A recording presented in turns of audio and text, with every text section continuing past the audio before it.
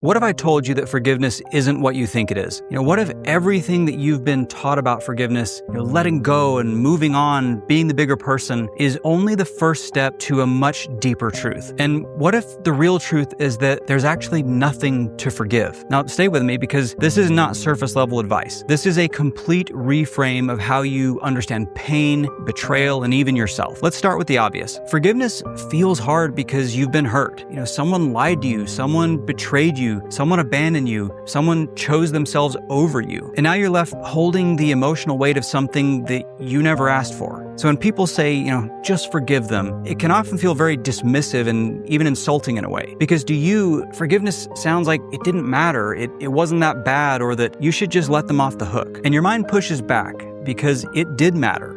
It was that bad and they should be held accountable. So you resist forgiveness, not because you're bitter, but because you're trying to protect something that feels deeply violated. And the truth is that instinct is your ego trying to restore control. There's an ancient teaching that describes 3 forms of ego. 1, thinking you are better than someone else. 2, thinking you're worse than someone else. And 3, even thinking that you are the same as someone else. At first, that sounds strange. How could thinking you're equal to someone be ego? Because all 3 of those are rooted in the same thing, judgment. And judgment is the operating system of the ego. It's quietly shaping how you see others and yourself at the same time. You see, when someone hurts you, your ego immediately begins judging. They shouldn't have done that. They're wrong. They owe me, and I didn't deserve this. And again, you're not wrong for thinking that. But the moment you judge someone, you're also reinforcing a version of yourself. If they're wrong, you're right. If they're bad, then you're good. If they betrayed, then you were innocent. And now your identity is tied to the story. But the problem is, as long as you need the story, you can't let go. Most people approach forgiveness like this. I'll forgive them when they apologize. I'll forgive them when they change. I'll forgive them when I feel ready. But that means that your freedom is dependent on someone else's behavior. And that's a trap, because forgiveness has never actually been about them. It's about you. It's about releasing the internal reaction that keeps you emotionally tied to the event. Not because what they did was okay, but because holding on to it is costing you something. It's costing your peace, your clarity, your presence. So yes, forgiveness is powerful, but it's not really the final step. It's just the doorway. There's a moment in the teachings of Jesus where one of his disciples asks, how many times he should forgive somebody. He throws out the number 7, which feels pretty generous and reasonable. Jesus responds with 70 times 7, which if you do the math comes to 490 times. Now I want you to think about that.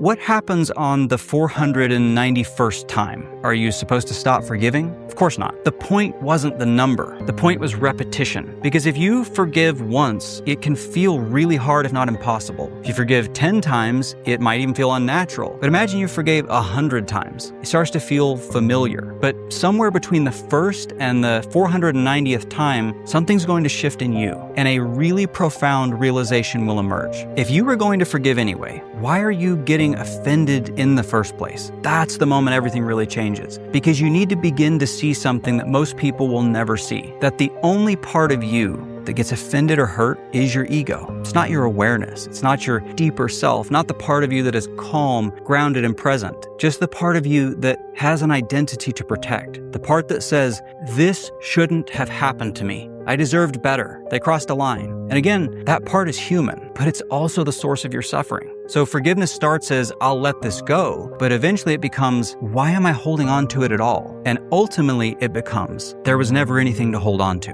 Now this is where most people really push back. I get it, it sounds extreme. What do you mean there's nothing to forgive? What about betrayal, abuse, or loss? I want to be very clear here. This does not mean that what happened was okay. It doesn't mean that you shouldn't have boundaries. It doesn't mean that you allow people to hurt you. What it means is this: your suffering is not coming from what happened. It's coming from your resistance to what happened. There's a big difference. Pain is real, but suffering is created, optional. Pain is what happened. Suffering is the story that you attach to it, and forgiveness is the process of releasing that story until eventually there is no story left. When you zoom out far enough, you begin to see something else. Every person you meet is acting from their level of awareness, from their wounds, from their fears, from their conditioning. That doesn't excuse behavior, but it certainly does explain it. And when you truly understand that, judgment within you begins to dissolve because you realize they couldn't have acted differently because they weren't different. And suddenly your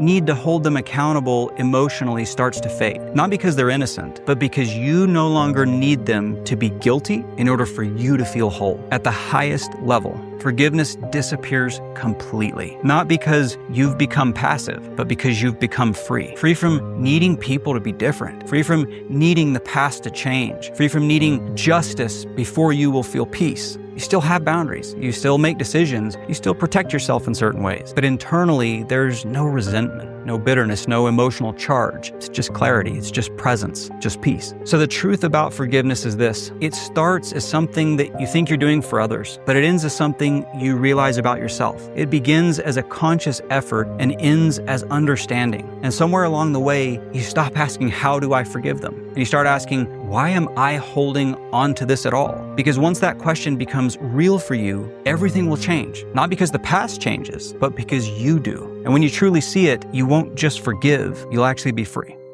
Thanks for watching this video today. If you get value from my content, make sure you like, subscribe, and turn on notifications. I don't want you to miss future conversations about awareness and emotional freedom and enlightenment. And if you really want to go deeper into the work, head over to my website at keithcrossley.com. I've got additional teachings and resources and coaching options, all designed to help you attain the highest levels of mental and emotional freedom. I really appreciate you being here, and I'll look forward to seeing you in the next video.